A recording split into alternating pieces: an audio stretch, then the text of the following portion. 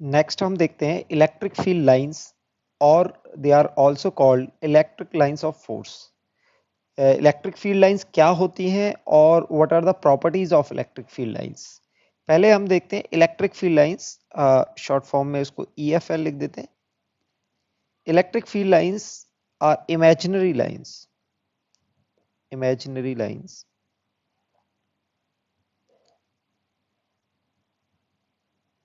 which gives the information which give the information about the electric field I am representing with E vector at a given point,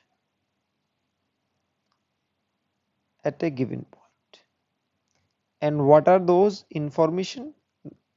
Mainly of two types. First is the direction of electric field, and which is given by tangent to the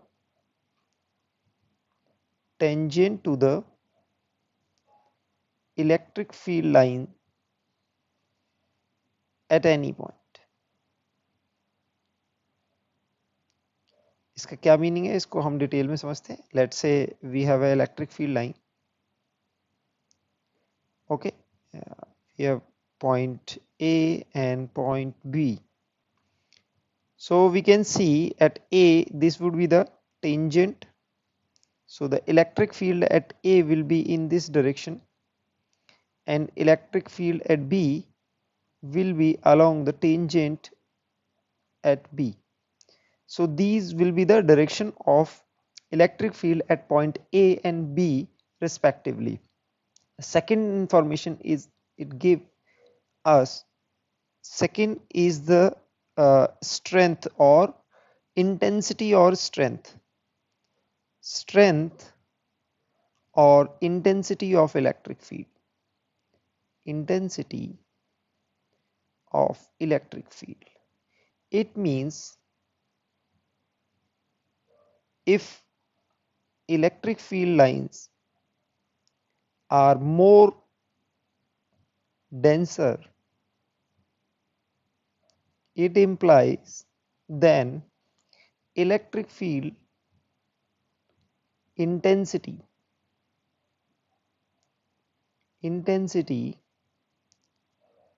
will be more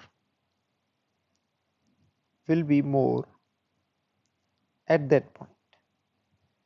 तो जैसे for example मैं आपको easy, let's say this is charge, electric field lines are going away,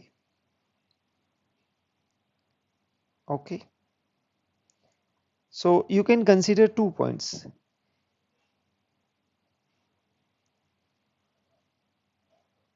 Inner circle, you can see the electric field lines are more denser at this point A, and at point B they are less denser. So we can say electric field or magnitude of electric field intensity at A will be more than electric field intensity at B.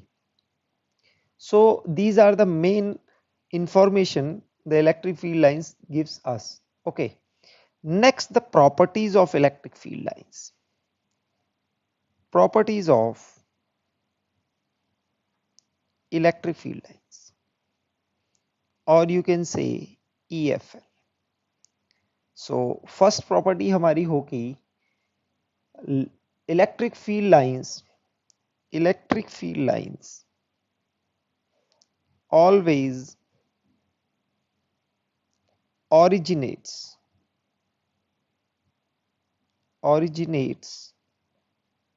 from positive charge or infinity. Infinity किस case में होगी, पहले हम positive charge को देख लेते हैं. Let's say we have some positive charge Q. So electric field lines will be radially outward. They will originate from this point. They are originating from this point. We can draw like this.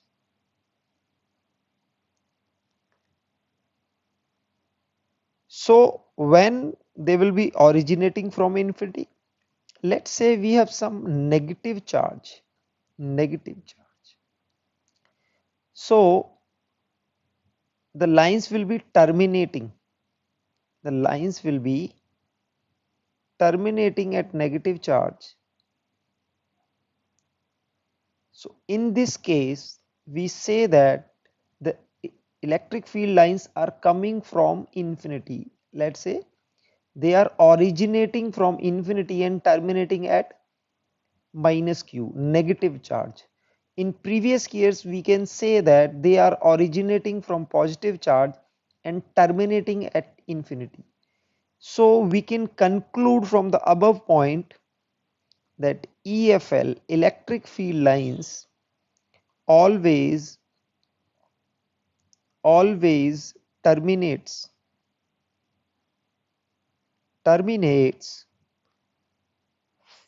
at a at a at a negative charge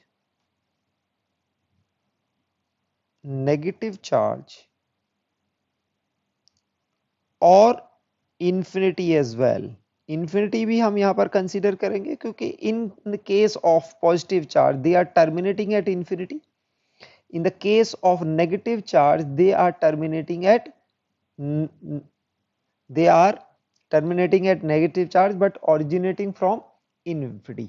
First is this property. So we have two properties. Third property क्या होगी? They never intersect.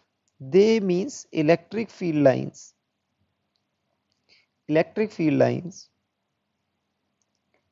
never intersect each other. Why they cannot intersect each other? There is a reason for that.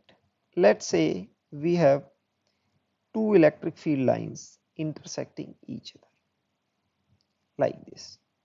Okay. So at the intersection point, so we'll have two tangents at this point. So let's say this is electric field 1 and electric field 2. So at this point, assume P, we will have two direction of electric field, which is not possible. We cannot have two direction of electric field at one point. So it cannot be possible. So we always say that the electric field lines never intersect each other. Okay. Next property is a very important property. Electric field lines never form a closed loop. Closed loop क्या मतलब होता है? Closed loop आपका ऐसा बनेगा कहीं.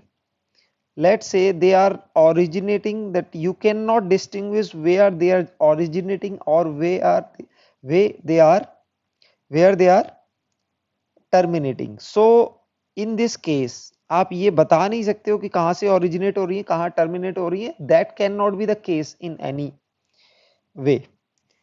यहां पर आपको पॉजिटिव चार्ज होना चाहिए जहां से ओरिजिनेट हो रही है, नेगेटिव चार्ज वहां होना चाहिए. तो ये कभी भी नेवर फॉर्म ए क्लोज लूप, कभी भी क्लोज लूप नहीं बनाएंगे, एक सर्कल नहीं बनाएंगे, कोई भी सर्कल या कोई भी क्लोज्ड पाथ नहीं फॉर्म करेंगे. Next we can say number of, very important point. इस पॉइंट पर एक बार जेई में क्वेश्चन आ चुका है. Number of electric field lines originating or terminating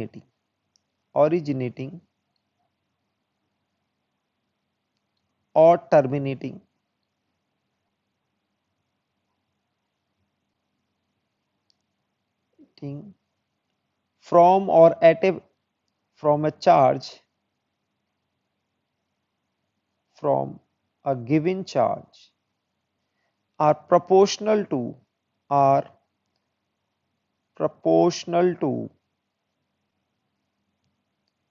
proportional to the magnitude of charge. Magnitude of charge. इसको थोड़ा सा डिटेल में हम समझेंगे क्या मतलब है।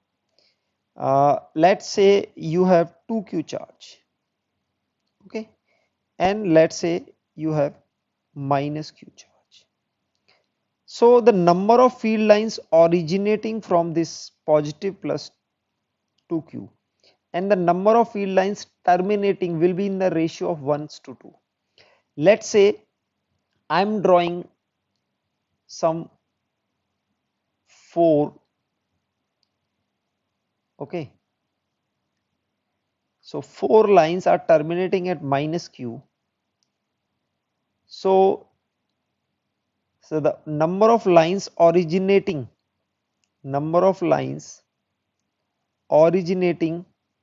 from 2q will be 8, because you can see यहाँ पर 4 लाइंस टर्मिनेट हो रही हैं और यहाँ पर मैग्नीट्यूड कितना है minus Q.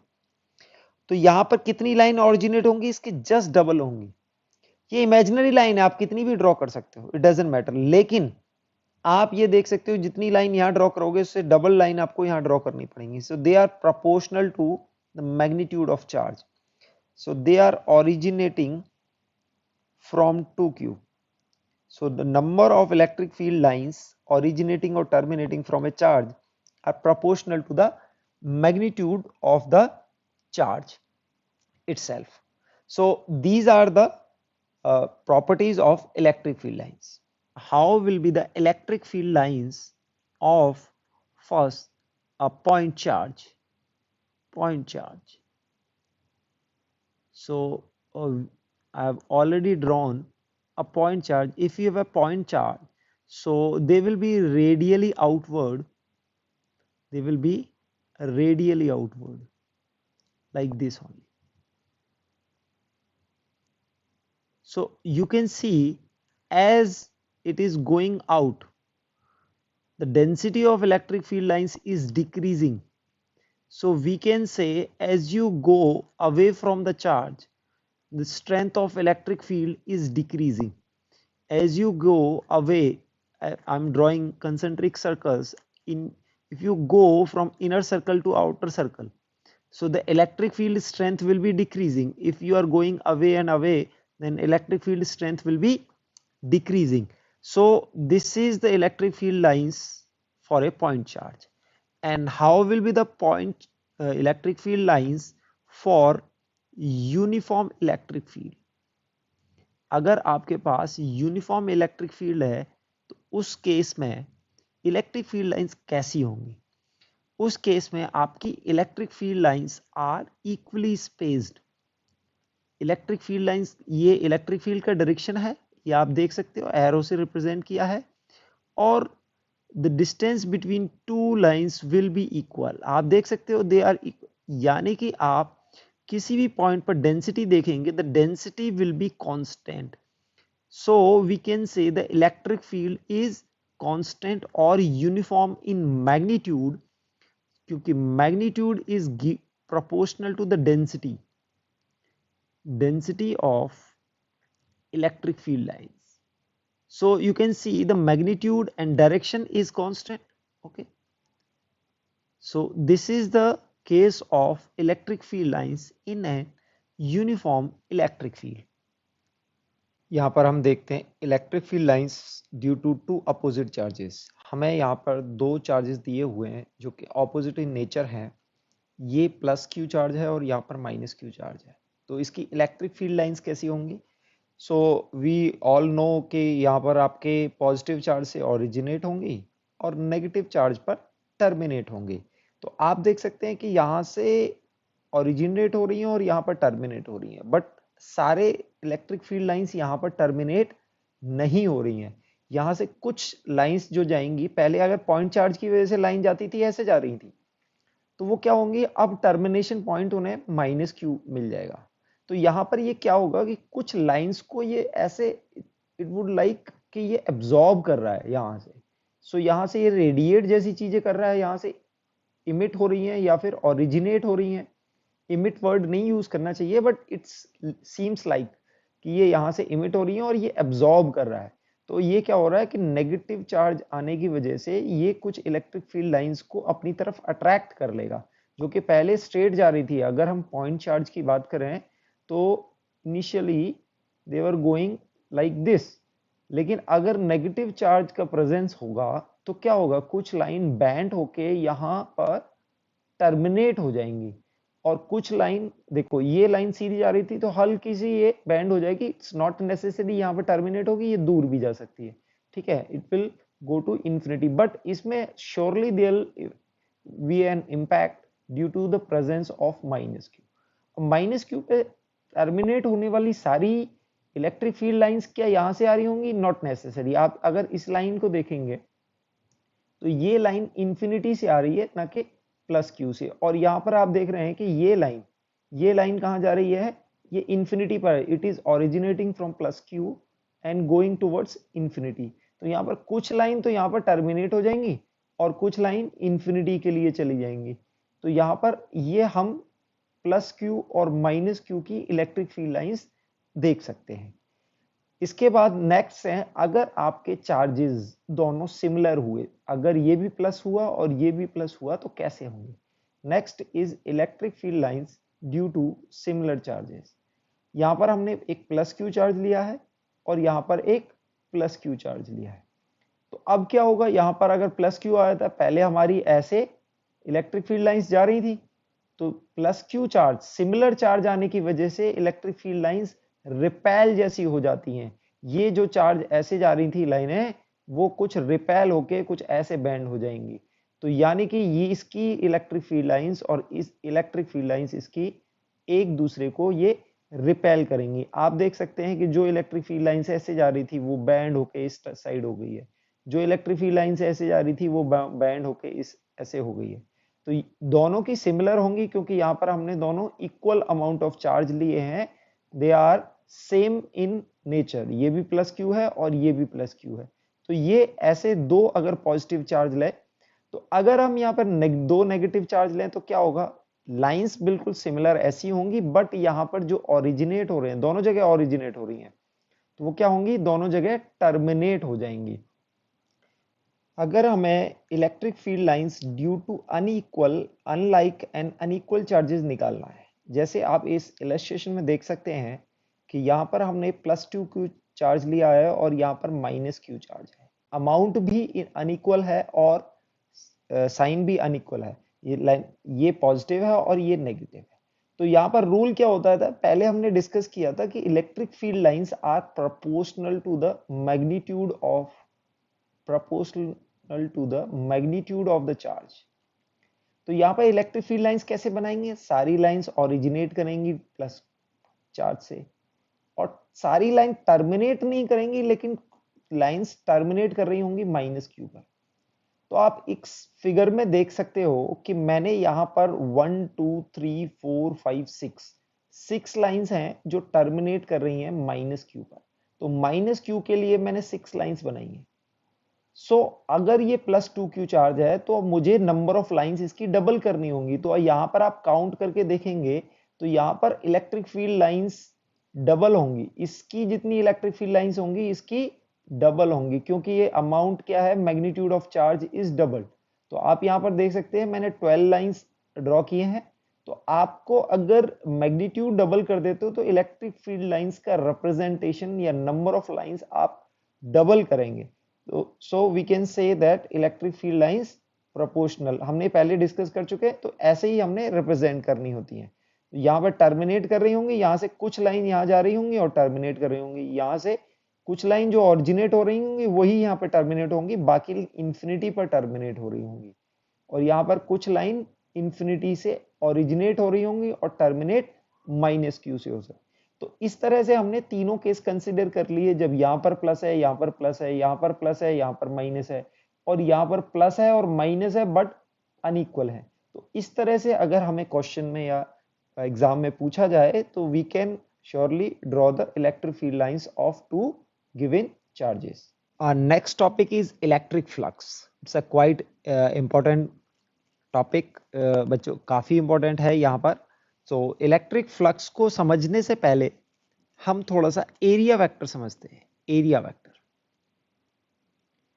Area is a vector quantity in which the magnitude, अगर वेक्टर है तो एक मैग्नीट्यूड होगा और एक डायरेक्शन होगी.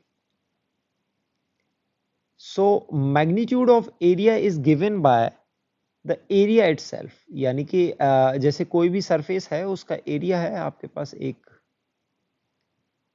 लेट्स से द एरिया, तो magnitude of area vector is area numerically, okay, and the direction is perpendicular to the surface. It is, I can write perpendicular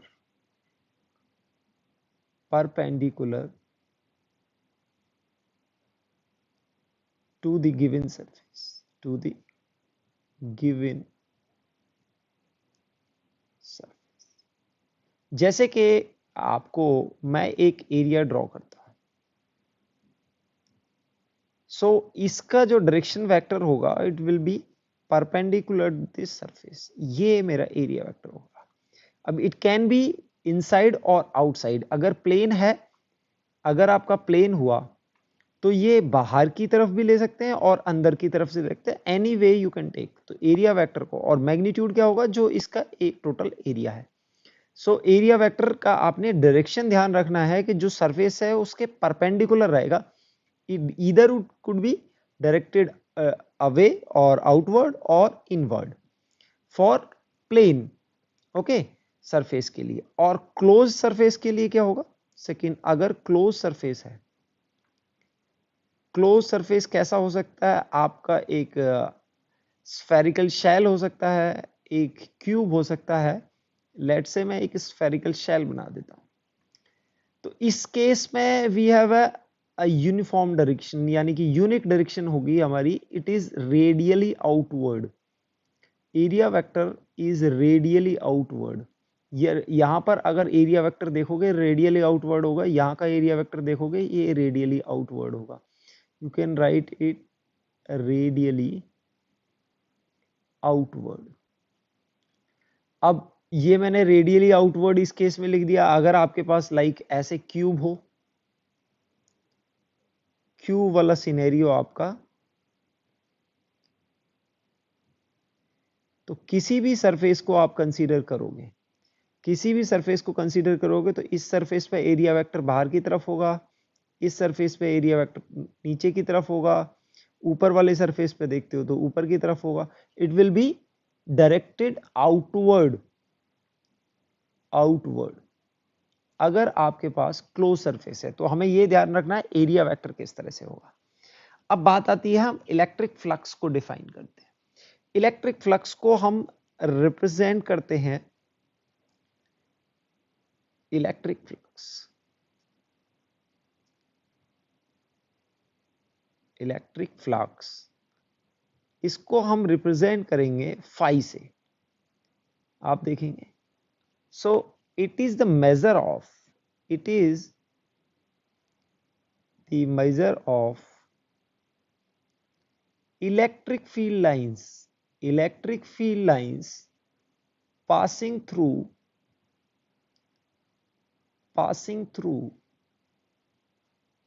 a given surface. एक given surface के through कितनी मतलब types, it is not the total electric field lines but it will give you the idea of relatively how many electric field lines are passing through this point. Mathematically phi लिखेंगे और इसके नीचे ई लगाने का क्या मतलब है कि इलेक्ट्रिक फ्लक्स होता है. बाद में हम लेट सब्सिक्वेंट चैप्टर्स में हम पढ़ेंगे कि मैग्नेटिक फील्ड का भी फ्लक्स आता है, उसको हम फाई बी से लिखेंगे, उसको फाई बी से लिखेंगे. तो B stands for magnetic field, बाद में बात करेंगे. यहां पर हम फाई ई लिख देते हैं, it means it is electric field, है ना. लेट्स से इसको अगर यूनिफॉर्म है तो ई डॉट ए से रिप्रेजेंट करते हैं. और एलिमेंटल एरिया के लिए लेट्स से आपके पास एक एरिया ऐसे करके है और your electric field is directed this way, electric field is directed this way and you have a small area vector, it's it is directed this way. So you can right always small area vector को DA लिख सकते हो। तो इस element के लिए d5 लिखेंगे, क्योंकि छोटे एलिमेंट को आप d5 लिखोगे, it can be written as E dot D A. तो अगर एलिमेंटल फ्लक्स निकालना है अपने, तो इसको ई डॉट डी के टर्म्स में डिफाइन करते हैं। सो आप अगर इसको वेक्टर को ओपन करेंगे तो d5 को बहुत इजीली आप e into D A cos theta, let say इन दोनों के बीच में एंगल क्या है, थीटा, वेयर थीटा क्या होगा, एंगल बिटवीन ई वेक्टर क्या है, electric field, and A vector क्या है, एरिया वेक्टर। एरिया कैसे जाएगा, जो भी हमारा सरफेस है उसके परपेंडिकुलर, ठीक है ना। एरिया वेक्टर और इलेक्ट्रिक फील्ड के बीच में एंगल थीटा है, तो हमारा जो फ्लक्स लिखा जाएगा E into D A cos theta.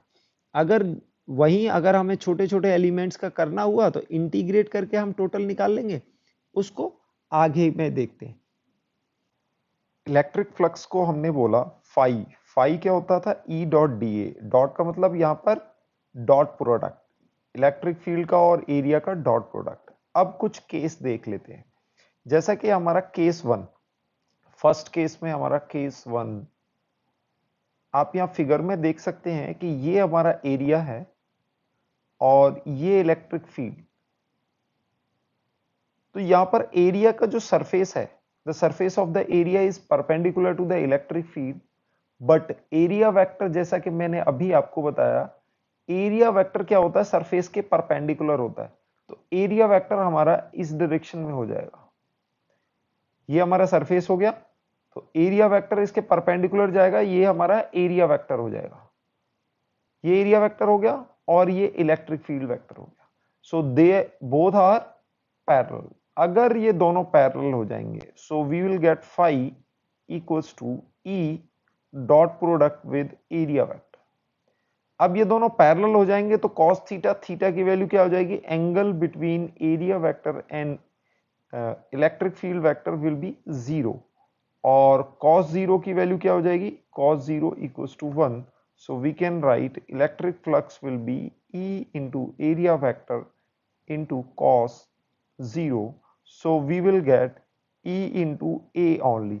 तो यहां पर हमारा फ्लक्स E इंटू ए आएगा, और वो क्या होगा, देखो कभी भी हमारा फ्लक्स E इंटू ए इंटू कॉस थीटा आएगा, तो इसमें मैक्सिमम वैल्यू ऑफ फ्लक्स कब होगी, E इंटू ए होगी, when theta equals to 0।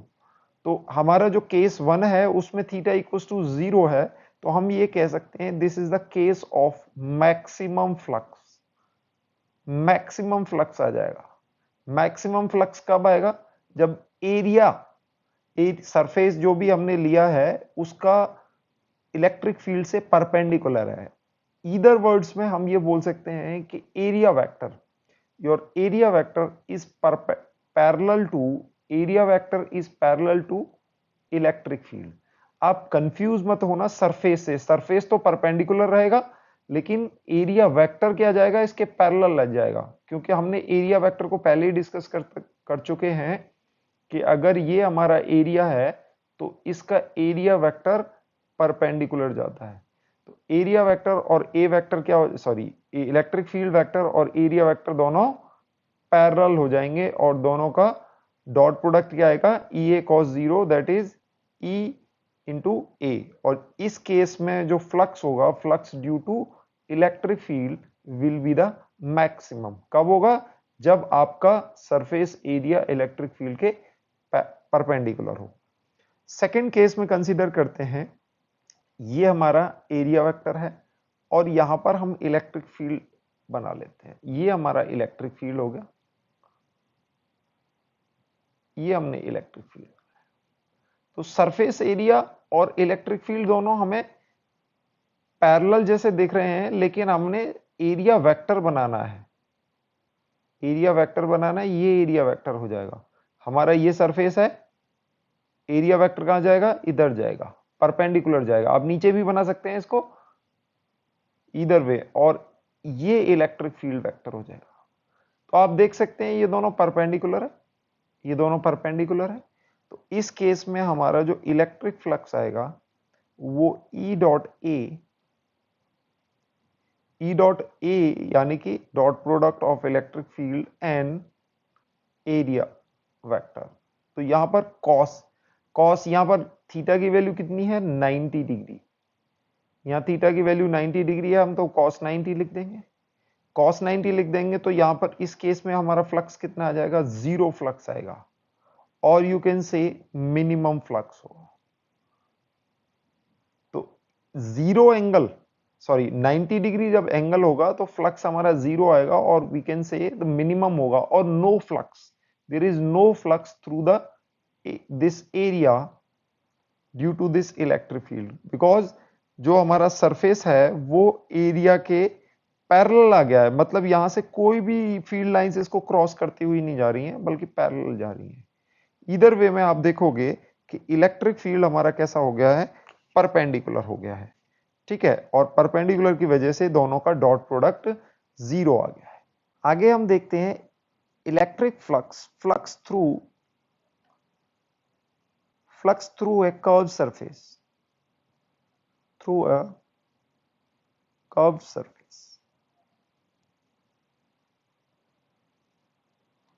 So let's say आपका ये इलेक्ट्रिक फील्ड है, और यहां पर आपने कुछ ऐसा करके एक हेमिस्फेरिकल शेप का कर्व सरफेस लिया। तो आप देख रहे हैं कि जितनी भी इलेक्ट्रिक फील्ड लाइंस इसके इस पोर्शन से क्रॉस करेंगी वो इस कर्व सरफेस से जाएंगी। तो हम कह सकते हैं कि जो भी फ्लक्स इसके थ्रू आएगा वही इस कर्व सरफेस के थ्रू आएगा, क्योंकि जितनी फील्ड लाइंस इसके थ्रू क्रॉस करेंगी वही कर्व सरफेस से बाहर जाएंगे। तो वी कैन से, दूसरा आप देख सकते हो कि अगर आपकी इलेक्ट्रिक फील्ड लाइंस ये हैं, ये इलेक्ट्रिक फील्ड लाइंस है, और आपका जो कर्व्ड सरफेस है वो कैसा हो गया, ये देखो बेस उसका डिस्क जैसा है, और ये सॉर्ट ऑफ कोन हो गया। तो आपने देखना है कि जितनी भी फील्ड लाइंस इस बेस को क्रॉस करेंगी वही कर्व सरफेस से बाहर आएंगी। तो ईदर वर्ड्स में हम क्या बोल सकते हैं, flux through this area, flux through the base equals to flux through the curve surface area. अब हमारा इसमें सरफेस आप ऐसे भी बना सकते हो ईदर वे, ये आपका इलेक्ट्रिक फील्ड होगा। अब इस केस में आपने कर्व सरफेस कुछ डिस्टॉर्टेड ले लिया, ये आपका बेस हो गया। अब बेस को ऐसे बना दो,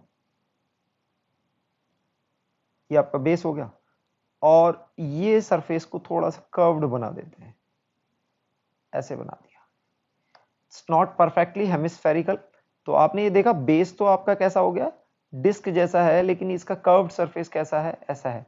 यानी कि आपने इसको डिस्टॉर्ट कर दिया, जो हेमिस्फेरिकल शेल था उसको डिस्टॉर्ट कर दिया।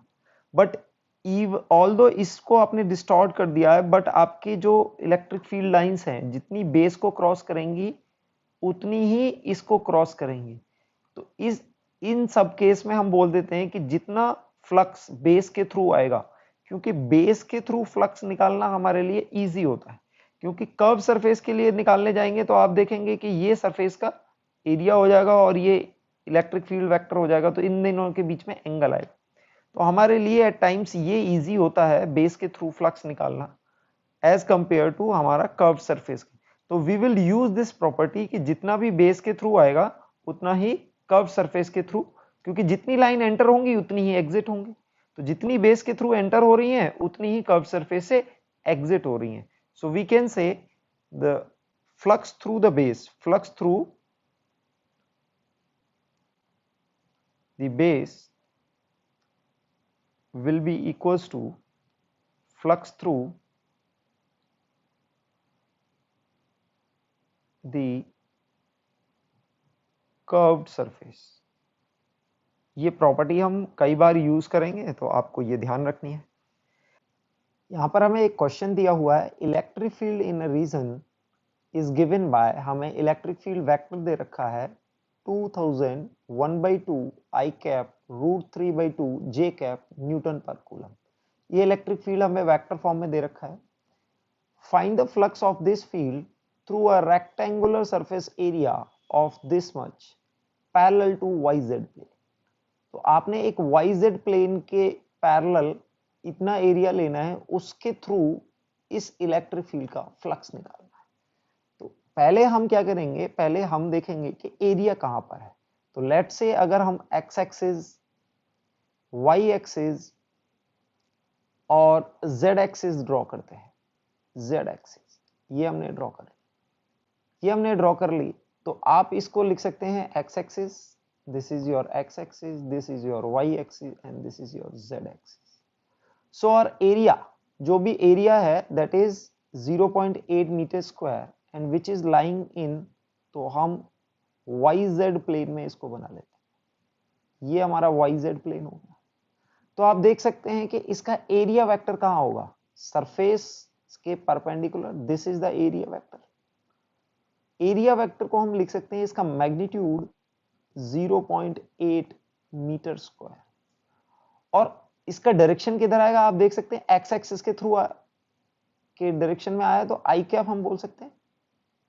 एरिया वेक्टर को once we have written the area vector in vector form, okay, so now we can find the flux because we are given with electric field. इस case में आप flux बहुत easily निकाल सकते हैं,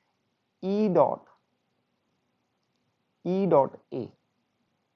तो यहां पर सिर्फ डॉट प्रोडक्ट में हम क्या लिखेंगे, 200 1/2 I cap plus √3/2 J cap, और इसको 0.8 इंटू I कैप से डॉट कर देंगे। So you would get 200/2 into 0.8, ये J कैप से 0 हो जाएगा और इसकी यूनिट आ जाएगी Newton per coulomb metre square. सो आप इसको कैलकुलेट करेंगे, you will get 800 newton metre square per coulomb, ये आपको फ्लक्स मिल जाएगा। नेक्स्ट क्वेश्चन में दिया हुआ है, a point charge Q is placed at the corner of a equilateral triangle of side A, then find the flux through the triangle। यहाँ पर एक Q चार्ज है जो इक्विलेटरल ट्राइंगल के एक कॉर्नर पर रख दिया है, और हमसे पूछा गया है कि what would be the flux of this charge और electric field of this charge through this triangle. तो आप देख सकते हैं कि अगर इलेक्ट्रिक फील्ड लाइंस आप ड्रॉ करें, तो electric field lines will not penetrate through the area of triangle. ये electric field lines will go parallel to the triangle. एक प्लेन एरिया है ये, तो इसको क्रॉस करती हुई नहीं जाएंगे क्योंकि सारी लाइंस यहां से ओरिजिनेट करेंगी। तो यहां से we can say that area vector will be parallel to, sorry, area vector कैसा होगा, परपेंडिकुलर होगा। एरिया वेक्टर तो इधर होगा और इलेक्ट्रिक फील्ड ऐसे होगा। So we can say that area vector will be perpendicular to electric field vector. So in this case, flux will be dot product of E and A will be EA cos, और angle कितना हो गया इसमें, 90 degree. 90 cos 90 0 हो जाता है और ये फ्लक्स आ जाएगा 0। तो यहां पर flux through this triangle will be 0. Let's see this question. In this question we are given, find the flux through the area shown in the figure if electric field A, B, C and D। यानी कि हमें ये figure में जो area दिया हुआ है, ये एरिया है, स्क्वायर है जिसकी साइड लेंथ A है, it is lying in XZ plane, okay. Different cases के लिए हमें इलेक्ट्रिक फील्ड दिया हुआ है और हमें इस एरिया के थ्रू पर्टिकुलर इलेक्ट्रिक फील्ड का फ्लक्स निकालना है। तो इस क्वेश्चन को कैसे प्रोसीड करेंगे देखते हैं। ए पार्ट में अगर हम देखते हैं, पहले हम एरिया वेक्टर देखेंगे। अगर हमारा एरिया एक्स जेड प्लेन में लाई कर रहा है, तो मैंने आपको बताया था कि area vector will be perpendicular to the plane of area. तो ये आपका एरिया वेक्टर होगा, और एरिया वेक्टर को आप लिख सकते हो A square into directed towards Y direction, so you can write J cap. आपको एरिया अब वेक्टर फॉर्म में आ जाने के बाद क्वेश्चन काफी सिंपल हो जाता है। जैसे इसको आप लिख सकते हैं, फर्स्ट पार्ट को अगर आप करें, so if you are doing for the first part, तो आपका जो फ्लक्स है उसको आप लिख सकते हो ई, क्योंकि इलेक्ट्रिक फील्ड कांस्टेंट है, ई डॉट ए। ई अपना कितना है, ई नॉट आई कैप, इसको डॉट प्रोडक्ट करेंगे एरिया वेक्टर से, और एरिया वेक्टर है ए स्क्वायर जे कैप। अब इन दोनों का डॉट प्रोडक्ट क्या हो जाएगा, E naught A square, but आप देखेंगे ये आई है और ये जे है, तो ये जीरो हो जाएगा। तो net flux through this area of this particular electric field given in part A will be zero. B part को कैसे प्रोसीड करेंगे, बी पार्ट में आपको दिया हुआ है, बी पार्ट में ई आपको दिया हुआ है ई नॉट इंटू जे कैप, और हमारा एरिया भी ए स्क्वायर जे कैप है। दोनों का डॉट प्रोडक्ट करेंगे तो जे डॉट जे 1 हो जाएगा, E not into A square. Second part का फ्लक्स ये आ जाएगा। अब थर्ड पार्ट और फोर्थ पार्ट यानी कि सी पार्ट और डी पार्ट अच्छे क्वेश्चन है। सी पार्ट में आप देखेंगे, सी पार्ट में देखेंगे कि आपको ई दिया हुआ है ई नॉट इंटू एक्स। सो आप इसमें क्या करेंगे कि यहाँ पर इलेक्ट्रिक फील्ड आपका क्या है, वेरिएबल इलेक्ट्रिक फील्ड है। Electric field is E naught x, it is going towards j cap but it is varying with x. तो आप इस फिगर में आप देखें कि x के लिए कांस्टेंट नहीं है इलेक्ट्रिक फील्ड, ये वेरी कर रहा है। तो हम क्या करेंगे, इसमें से एक स्ट्रिप कट करेंगे, हम छोटे से स्मॉल एरिया देखेंगे, इस सेगमेंट का एरिया देखेंगे। हम किसी भी z में तो वेरी नहीं कर रहा है, तो हम ये एलिमेंट इस डायरेक्शन में लेंगे, क्योंकि ये एलिमेंट हम चेंज करते रहेंगे। अगर ये z डायरेक्शन में चेंज हो रहा होता तो हम ऐसा एलिमेंट लेते और इस एलिमेंट को z में वेरी कराते। तो अभी हमारा एरिया ऐसा कुछ करके लेंगे हम, एरिया अपना ये ऐसी एक स्ट्रिप कट करेंगे, और जिसकी थिकनेस हो जाएगी dx और ये लेंथ हो जाएगी a, तो we can write dA will be a dx will be directed towards j cap only. ये हमारा एलिमेंटल एरिया होगा। जब हमारा इलेक्ट्रिक फील्ड वेरी करता है तो हमें E डॉट डी ए से निकालना होता है, तो d phi we can write E dot D A, और E की वैल्यू आपकी आ जाएगी E naught into x into j cap, और डी ए वैक्टर को हम लिख सकते हैं A into d x into j cap. अब आप इसको इंटीग्रेट करेंगे, लिमिट देखें इंटीग्रेशन की, हमारा x वेरी कर रहा है 0 से a, x हमारा 0 से a वेरी कर रहा है। तो अब हम इसको क्या लिख देंगे, ई नॉट, a हमारा कांस्टेंट था, और x dx, j dot J 1 हो जाएगा आपका, और हम लिमिट लगा देंगे 0 to a। So finally you will get the answer e into A square by 2। इसकी लिमिट लगा के सॉल्व कर देंगे। So finally your flux will be E naught A cube by 2। तो ये आपका फाइनल फ्लक्स आ जाएगा, क्योंकि यहाँ पर जो E दिया हुआ है वो E नॉट एक्स है। तो यहाँ पर this E not don't have the direction of electric field, पूरी ये डायमेंशन है, sorry it's not the dimension of electric field, ये पूरी E naught into x is the electric field. ठीक है, फोर्थ पार्ट डी पार्ट को देखते हैं हम। यहाँ पर देखो I में x दे रखा है, y में j दे रखा है, और z में k दे रखा है। ठीक है, तो इलेक्ट्रिक फील्ड को हम लिख लेते हैं। डी पार्ट में your electric field is given as E not into x i cap, E not into y j cap, plus E not into z k cap.